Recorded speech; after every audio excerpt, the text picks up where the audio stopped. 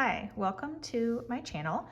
Today in this video, I'm going to be showing you how I have been free motion quilting for the very first time. This is my first time trying free motion quilting, and I just thought it'd be helpful to kind of share how I've been doing it from a perspective of a total beginner, and just kind of what's helped me out, the tools that I've been using, and yeah, just sharing how I've been quilting this chicken quilt. So free motion quilting is basically kind of what it sounds like. Is these are all just done freehand, basically, on the sewing machine. And you can see this was my very first row down here. I started down here, so you can see a lot of them have, you know, they're not perfect, they're all different, but I kind of liked that and I wanted that vibe. So you can also, if you want more of an exact, you know, if you want these all to be the exact same size, you could do a grid and mark a grid on your quilt, and you can get these all uniform. So anyway, I'll just kind of walk through how I started off marking this first row, and then talk about the special foot that you need, and all the settings I have set up on my sewing machine to make this work. I'm just using a regular like home sewing machine, so it's not, you know, it's not a machine specifically designed for quilting. So if that sounds like your sewing machine, you might find this useful. Yeah, if you want to give this a try. So let's get started by explaining how I first drew out these little arches. So I started at one edge, you know, one corner of the quilt, and went all the way to the other side. And I just marked every, pretty sure I did, yeah, I did roughly every 3 inches. I just put a dot, and you can see my little dots, every 3 inches along the bottom. And then I measured up, about 3 inches again. Well, this one got a little short. I think I was going for 2.5. So I measured up 2.5, and this can be totally up to you if you want more of a, like, you know, gradual rainbow arc like this. You can certainly do that. If you want to go up even like higher or pointier, you know, you can, you know, this one kind of ended up more pointy. You could also do that, but you have to keep in mind how much room the surface of your sewing machine has to make this arc like comfortably. So I kind of figured that out sort of by doing it, but 2.5 was a good, 2.5 inches was a good size to easily form these little arches. So after I measured up, I put a dot. I didn't like draw out the arch, although you could if you wanted, you know, a more uniform pattern, but I just marked a little dot 2.5 inches up, and then did the next row, you know, starting up here and then going down to the center of this arc, and then up, which this should be roughly in the middle, you know, in the middle of this valley right here. And then go down to the middle of this, you know, mountain, I guess, call them mountains and valleys, and then back up. So they're like offset from each other. I'll just show you real quick how I measured out the next row. So I take my ruler and I line it up where 2.5 is, the 2.5 mark, along the top of these. So this is my 2.5 line right here, 2.5 inch line. And I just line that up along the top of the mountains. Where I put my mark is right above like the valleys, like right above the lowest. And you could even line it up like this, like see this line is going into that dip. And then that's where I'd put my dot as a guide for the next row. So there's my next one, you know, right lined up with this valley. And then I just continue doing that all along until I get to the other side. Just all these dots lined up 2.5 inches above the, you know, mountains. Let's head over to the sewing machine and I'll show you how I get my machine set up for free motion quilting. Okay, so this is my sewing machine. It's an old Kenmore, and so this will be, you know, different depending on your machine, but I'll just show you how I get, you know, my machine set up. But the first thing you're gonna need is this foot, which is called a darning foot. You can see it's clear. Mine is clear, but I've seen some that are not clear. So it's called a darning foot, or sometimes it's called a free motion foot. But this foot allows you to move it freely around on the fabric. So you'll need this darning foot. And I set my length to 0 because the length of your stitches is all dependent on how fast or slow you move the fabric around. And I'll show you that in a minute. But so I just set my length to 0 because it kind of doesn't matter. My width, the width doesn't really matter either. So I just have that set like it normally is. And then I'm using a straight stitch. And then the other important thing is I have the feed dogs lowered, and the way that I raise and lower mine, there's a lever back here. So yeah, now they're lowered. So that might be different depending on your machine. So you might need to look at your manual to figure out where your feed dogs are, and make sure they're in the lowered position, because you want your fabric to move freely without the feed dogs moving it along. So I will go ahead and put the needle on. Hopefully you can see this okay. But this little bar goes over, and actually if I move it down, it's a little easier to put it on. So this hooks onto the post, this metal post over here, and then it screws on.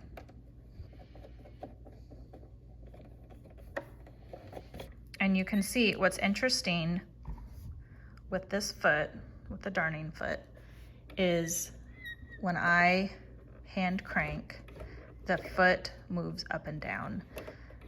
So that takes some getting used to. It took me some getting used to, because I'm used to my feet just staying still and, you know, either just up or down depending on, you know, this is in the down position. My, you know, lever here is down. So that takes some getting used to. I just kind of have to ignore the foot a little bit while I'm sewing.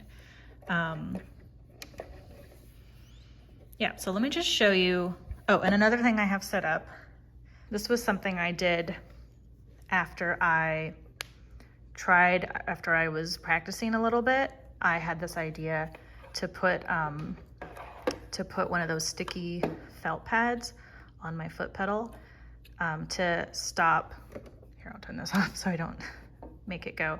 But this stops the foot pedal and keeps it at a low speed, because you kind of want to sew at a low speed when you're free motion quilting, because how fast you're sewing will also determine the length of your stitches as well. So I just found that this worked really well for me, because then I don't have to think about my foot as well. I can just push this down, and then all I have to worry about is moving the fabric around. So this is I've just, you know, have 2 pieces of fabric with some batting in between. And the first thing you need to do, and don't forget to do this because this is important, turn your, you know, hand wheel towards you and bring up the bobbin thread to the top of the fabric. pull it out like this and bring it up to the top of your fabric. If you don't do this, then your bobbin thread underneath gets all weird. And I just figured that out kind of by trying it and realizing that I can't forget this step. So, and I already have my, lever is just this lever that raises the foot up and down. It has always just been down because, and you'll see when you start sewing, this foot is going to raise up and down. And see how my fabric is just going to be moving around, and how quickly I move this around will determine my stitch length. So I'll just kind of show you what I mean by that. Oh, one other thing I forgot was I have my tension set at 3. I found that having a looser tension sort of helped me out, keeping an even stitch length on the front and the back. So you just might need to play around on a scrap piece of fabric to figure out which tension works for you, especially if you're using like a thicker quilting thread, or how thick your layers are, all of that. So I'll just sew for a little bit.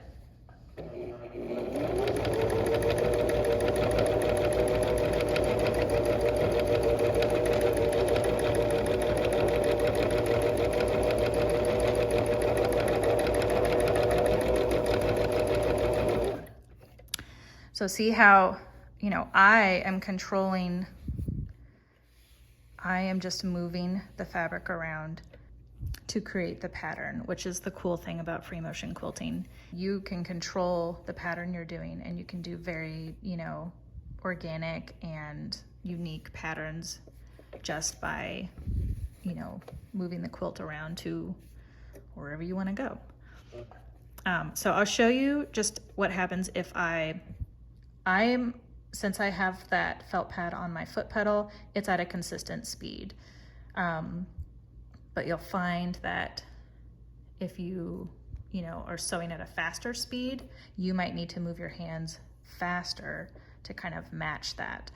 But since my foot pedal's kind of set at a low speed, I have been, moving my hands a lot slower to kind of help keep my stitches even. So, but I'll just show you what it looks like when I move the fabric like faster with bigger motions, and then what it looks like if I'm, moving a lot slower. And I'll show you the difference in the stitch lengths.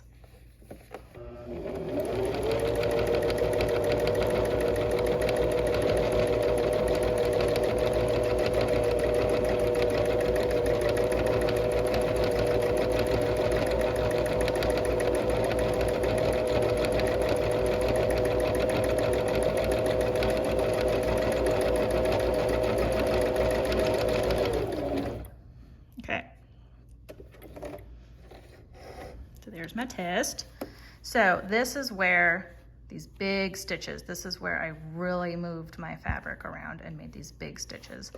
And then when I was just moving the fabric hardly anything, it made these nice, these really tiny stitches.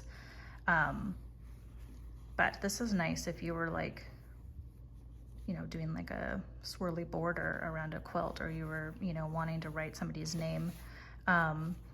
But what I have noticed I don't know if this is unique to my machine or not, but when I sew faster, it makes really big bobbin stitches on the back, almost like it's not catching, like you could almost just unpick this. So, and like right here. So I have found that it just works better on my machine if I go slower, because it makes neater bobbin stitches in the back. I would probably, if I was wanting to do bigger stitches, I'd probably need to adjust my tension or something, if I was wanting these bobbin stitches to look nicer. But it looks nice from the front. So another thing that I've noticed, or what I noticed while, working on my quilt, was when you're working on a scrap piece of fabric, it's way easier to move it around. But when you have a quilt in front of you, it's gonna feel a lot different because you have more resistance from the bulk of the quilt. So that's just one thing to keep in mind, is like, once you get to the actual quilt, you might have to adjust how you sew a little bit depending on, you know, what section you are at the quilt, on the quilt. So I'm gonna show you how that looks once I have the actual project in front of me, or the actual quilt in front of me. Okay, so I have my quilt up here. And I'm almost done. Like, this is, you know, only rolled up a tiny bit. I probably have about 6 more rows to do of scallops. So I just have it rolled up here, and it's been getting a lot easier because I have less bulk right here. I do not have a large arm on my sewing machine. If your machine is, you know, has a longer arm, you'll have an easier time. And also, I do not have a big workspace right here.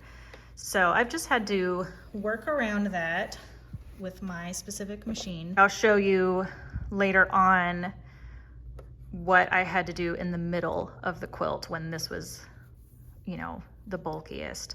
And actually, when I show you that, it will be reverse from what I'm doing now, because once I hit the middle of the quilt, I turn the quilt around and switch directions.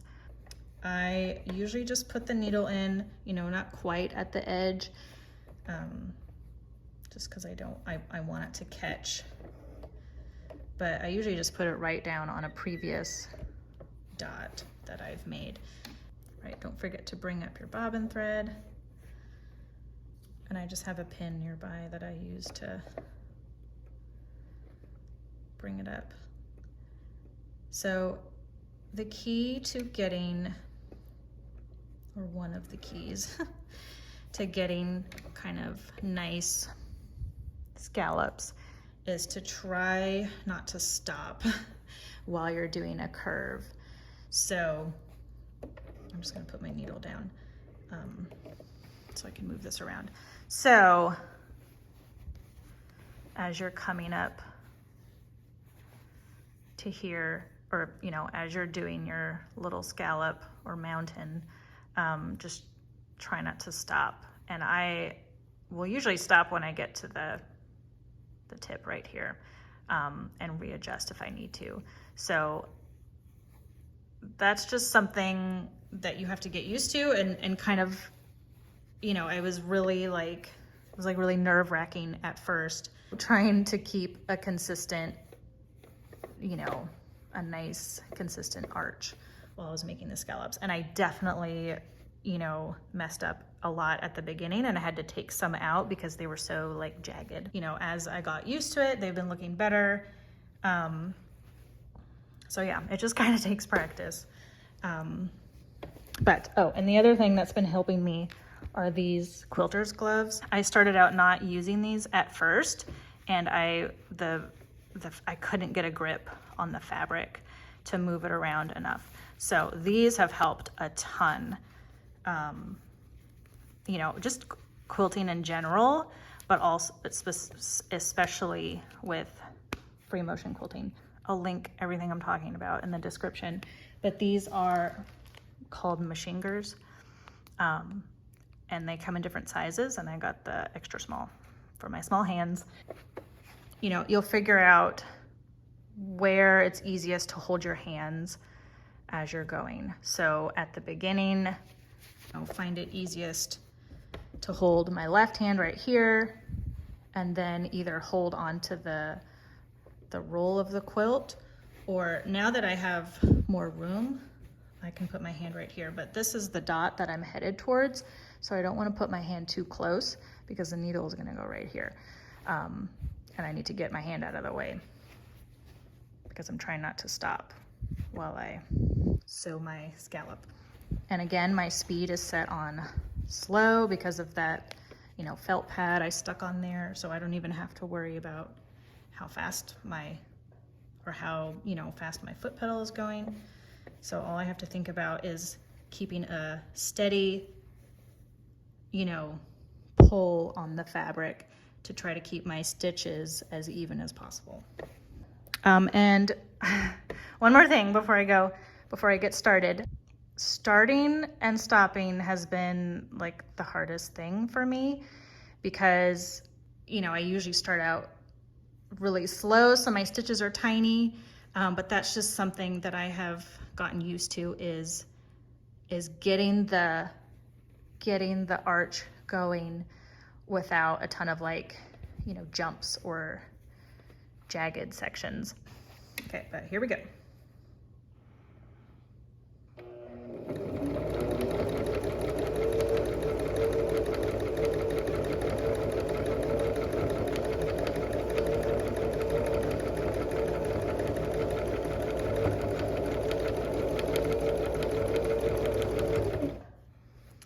So you can see I went pretty slow on that first one.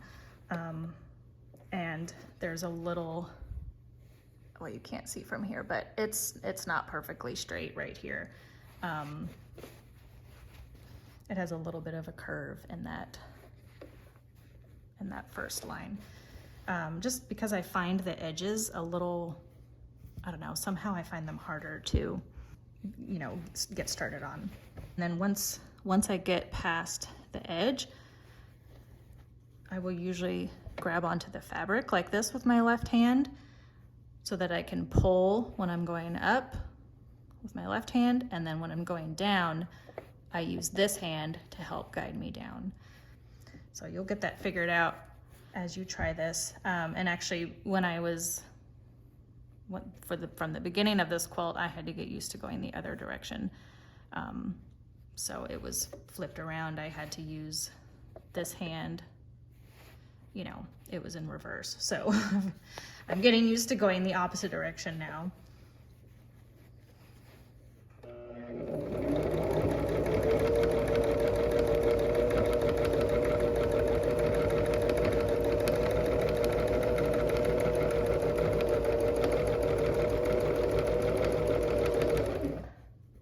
And then usually when I come up to here, to the point of this scallop, I will put my needle in so that I can, you know, readjust if I need to, because the foot doesn't hold it in place because it's moving up and down. So anyway, that's just what I do. And then I usually just take the next one. That one turned out pretty good. But what's been happening is I usually have smaller stitches going up this side, and then my stitches get bigger going down. So I'm trying to adjust my hands so that my stitches are even along both sides of the scallop. And yeah, I'm finding it easier to put my hand here, and then I just kind of make like a little tunnel with the leftover fabric right here, or with the, you know, the rest of the quilt right here, so that I have a little bit of room, and just make sure my fingers aren't too close to my mark right there.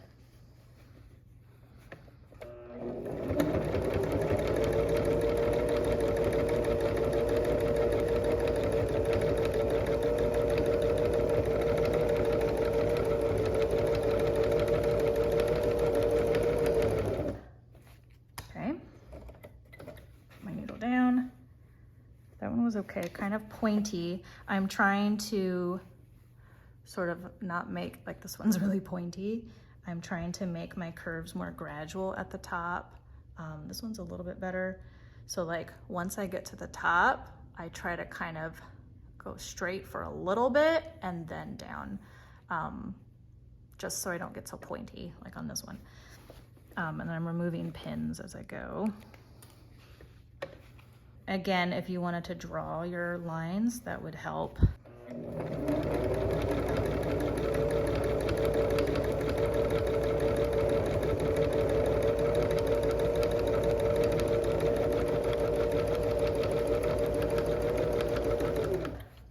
So I don't know if you noticed on that last one, I forgot to grab the fabric with my left hand, and my left hand, I had it flat instead, and it started kind of like wanting to go like this because I don't have a lot of workspace right here. So I feel like I have a lot better control when I'm like holding the fabric like this, instead of having it right here. You know, obviously if I had more, like if I had an attachment that went right here, it would be, you know, a lot easier to have my hands flat like this. So I have found it easier to just grab the fabric with my left hand like that. And I'll just show you like a couple more times, but this is basically the gist of it. Yeah, and I've just been slowly picking away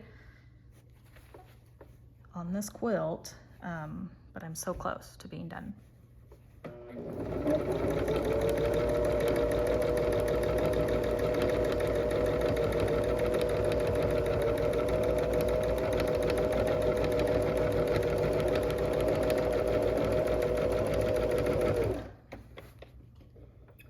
Sometimes you might stop and your foot's going to slide around like this.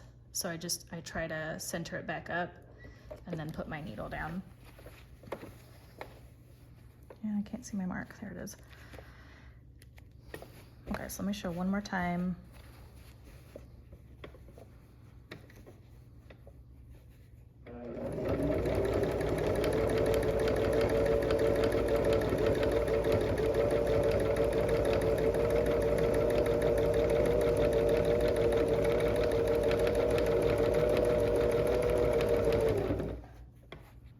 Turned out good. So yeah, that's basically it. I'll show you, you know, what it looked like when I was at the middle of the quilt and I had the bulk of the quilt right here and just how I had to adjust for that. This is right in the middle of the quilt and I have it rolled up as tightly as I can right here, and I kind of, this is what I'm going to be holding on to while I'm sewing. Because I just don't have a lot of room right here in the arm of my sewing machine. So I have to get this nice and tight so I have as much room as possible to move around. And you'll kind of see once I get going. I'm gonna have the quilt on my lap so it's not pulling anywhere. And I have it all laid out on the table to my left. So what I've been doing, you know, kind of at the middle when I have this to think about, I find it easiest holding on to this while I'm going up and then pulling the fabric with this hand while I'm going back down. So I'll just kind of show you what that looks like.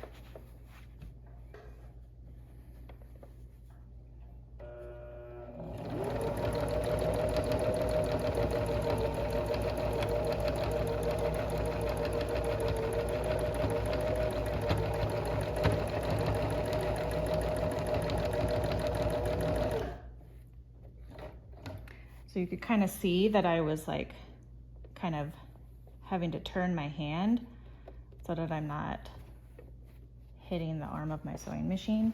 And then when I start going down, I can kind of relax this hand because now I'm using my left hand to guide the fabric. So I have to try to remember that, or else I'm like tensing too much and then it puts like strain on my wrist.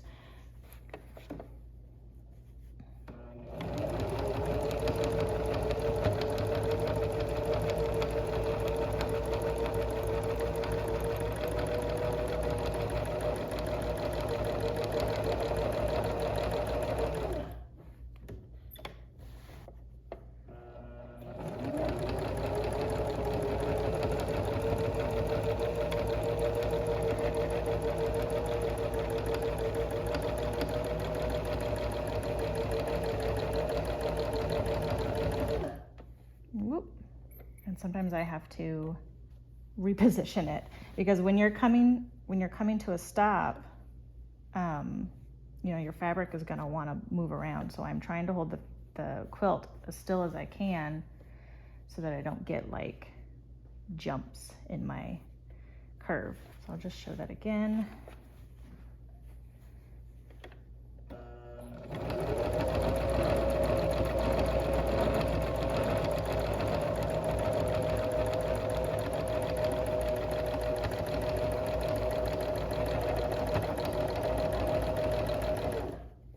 You can kind of see that my fabric, I don't know if you saw that on the last one, but it was sort of starting to bunch up a little bit.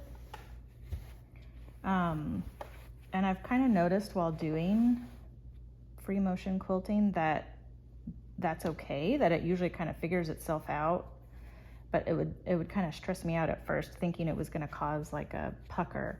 But as long as, you know, I try to keep this as tight as I can, the surface where I'm working, I try to keep it, you know, as flat and tight as I can. And that helps, you know, but so far I haven't had any like major tucks because it just kind of works itself out by the time I get around.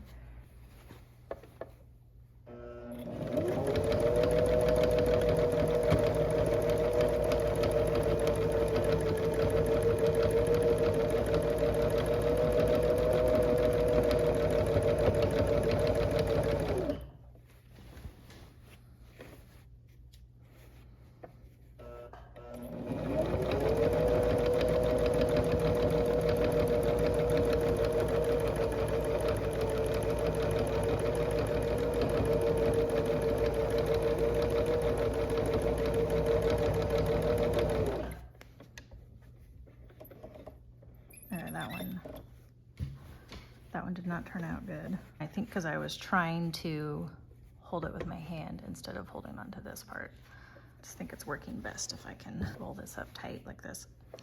And if I move this closer, then by the time I'm coming down down the arch, then I'm not gonna be like, I'll be just hitting the end of my arm.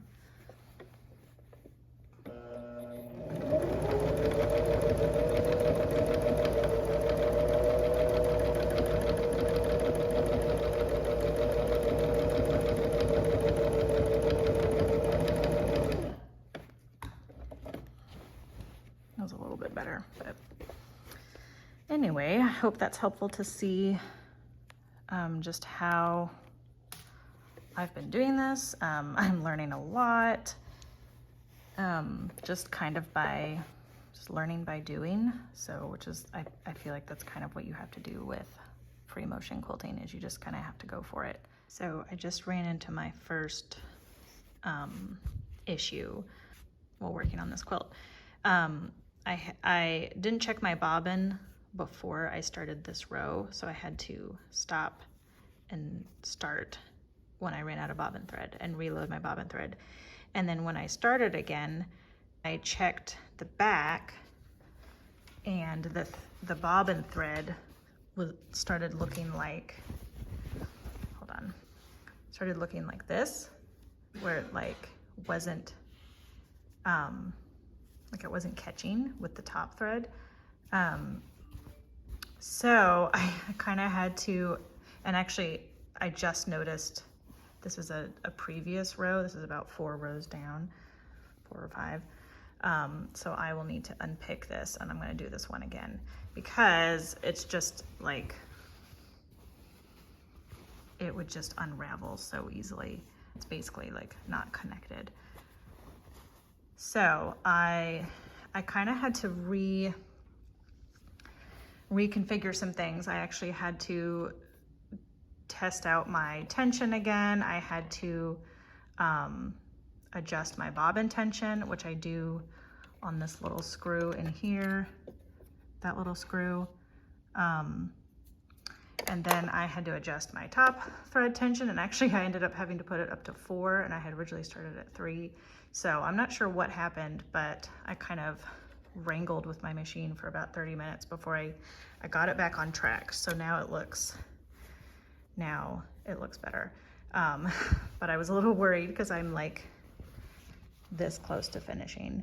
So if you run into that, I would just suggest like readjusting your tension again, because I'm wondering if maybe the bobbin thread had the screw had become loose just with all the sewing or something. I'm not sure. So anyway, be sure to check your bobbin thread every so often just to make sure that the tension is still looking good. This has definitely been a learning experience for me, and I hope that it was helpful to see just how I've been doing it and my, you know, just kind of my notes and thoughts, and just kind of my process. So I hope that that's helped you out if you've been curious to try free motion quilting.